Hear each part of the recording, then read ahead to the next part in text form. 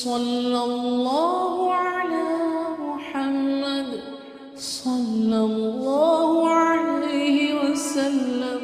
حضرت ابن عباس رضی اللہ تعالیٰ عنہ سے روایت ہے کہ نبی صلی اللہ علیہ وسلم دو سجدوں کے درمیان یہ دعا پڑھا کرتے تھے: اللہم اغفر لی وارحمنی وعافنی واہدنی وارزقنی۔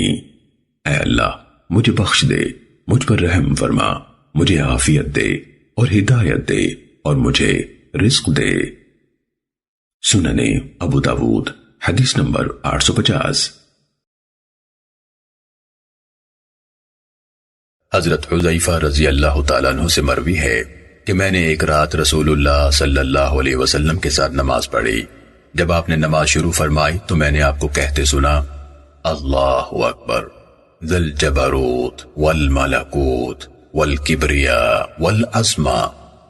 اللہ سب سے بڑا ہے، اے عظیم الشان غلبے اور بادشاہی والے، بے انتہا بزرگی یعنی بڑائی اور عظمت کے مالک۔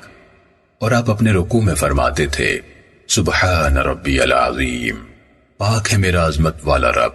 اور جب آپ نے رکوع سے سر اٹھایا تو فرمایا: لرب الحمد، لرب الحمد، یعنی میرے رب ہی کے لیے سب تعریف، میرے رب ہی کے لیے سب تعریف۔ اور اپنے سجدے میں فرماتے: سبحان ربی الاعلی، پاک ہے میرا بزرگ و برتر رب۔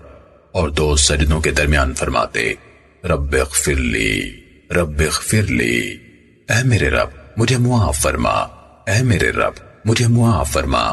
اور آپ کا قیام، رکوع سے سر اٹھانے کے بعد قومہ، سجدہ اور دو سجدوں کے درمیان وقفہ یعنی جلسہ استراحت تقریباً برابر تھے۔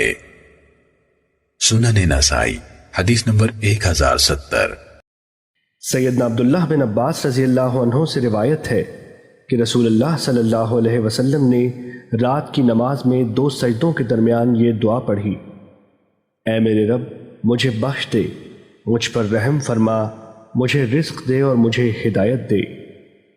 حدیث نمبر 1753، مسند احمد۔ سیدنا عبداللہ بن عباس رضی اللہ عنہ کہتے ہیں، میں نے اپنی خالہ سیدہ میمونہ رضی اللہ عنہ کے پاس رات گزاری۔ آپ صلی اللہ علیہ وسلم رات کو بیدار ہوئے، پھر مکمل حدیث ذکر کی، پھر آپ نے رکوع کیا، رکوع میں سبحان ربی العظیم کہا، پھر اپنا سر اٹھایا اور اللہ تعالیٰ کی تعریف بیان کی جب تک اس نے چاہا، پھر سجدہ کیا اور سجدے میں سبحان ربی الاعلی کہا، پھر سر اٹھایا اور دو سجدوں کے درمیان یہ دعا کی: اے میرے رب مجھے بخش دے، مجھ پر رحم فرما، میرا نقصان پورا کر، مجھے رزق دے اور مجھے ہدایت دے۔ حدیث نمبر 1697، مسند احمد۔